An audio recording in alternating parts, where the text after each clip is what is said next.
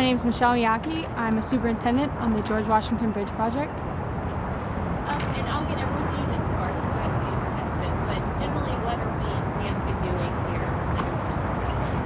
We are replacing all the suspenders. We're widening the sidewalk, replacing the sidewalk, and rehabilitating the main cable. Between all the questions. Okay.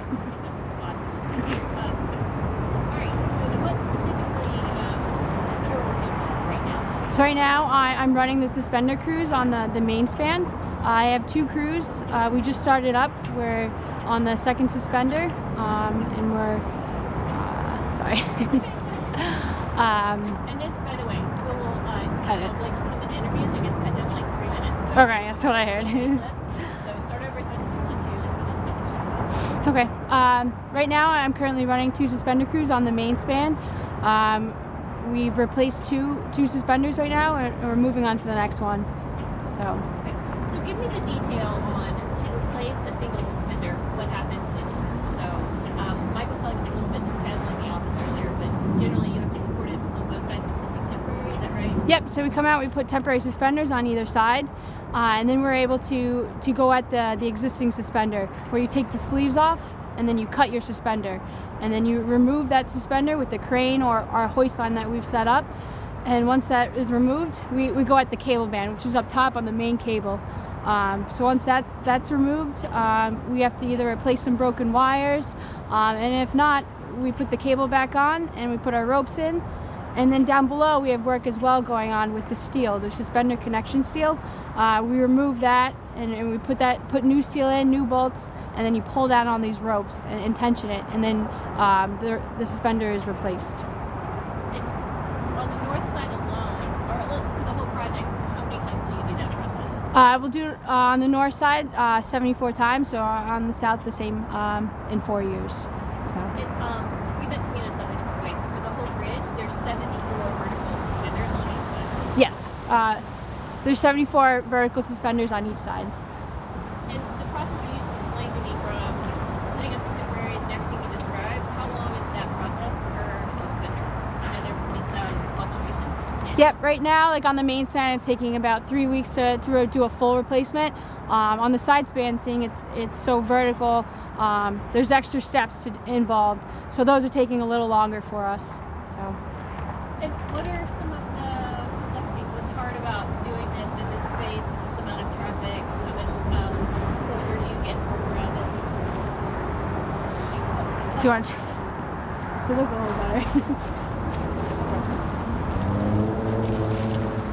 Yeah, that's better. Good? Yeah. And our here, right? Okay, great. So what was that? Oh, The complexities. yeah. What are some of the complexities of doing that here?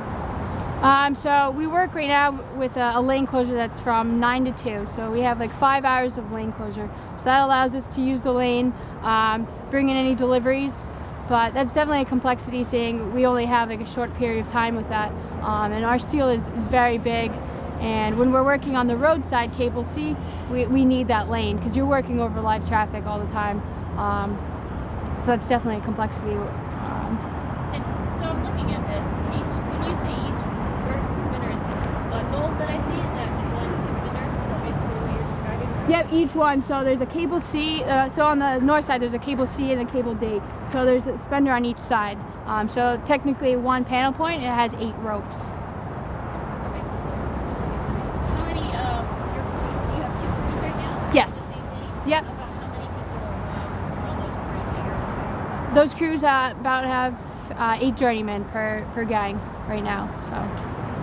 Great. Anything else happening concurrently right around your workspace?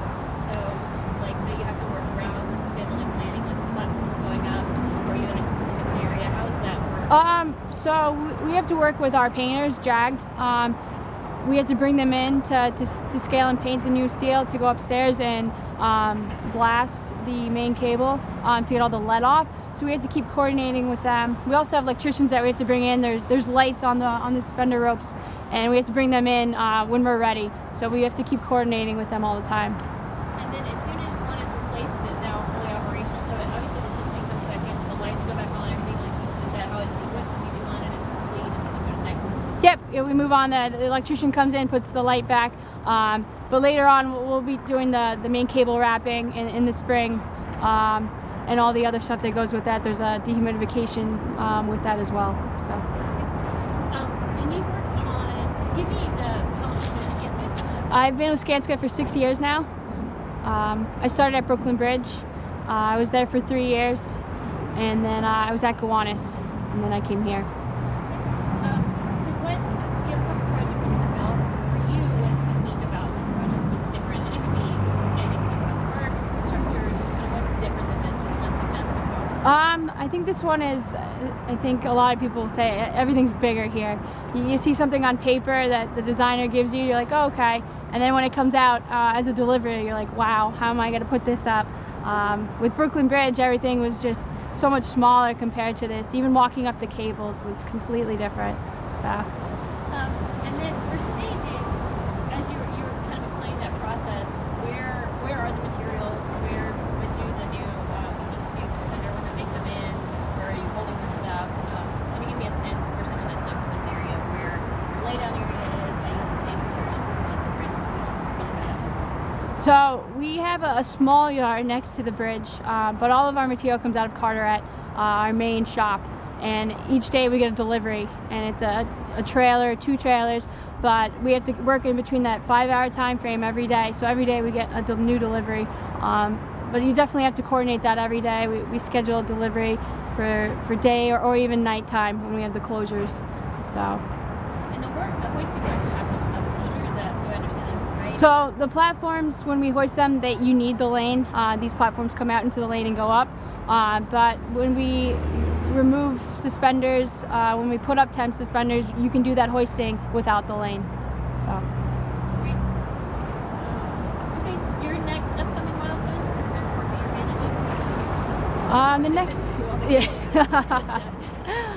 the next milestone will definitely just keep going with our suspenders. We're trying to get enough under before the weather comes this year, so we can wrap in the spring. So we're going to keep going all winter and try to get a couple more.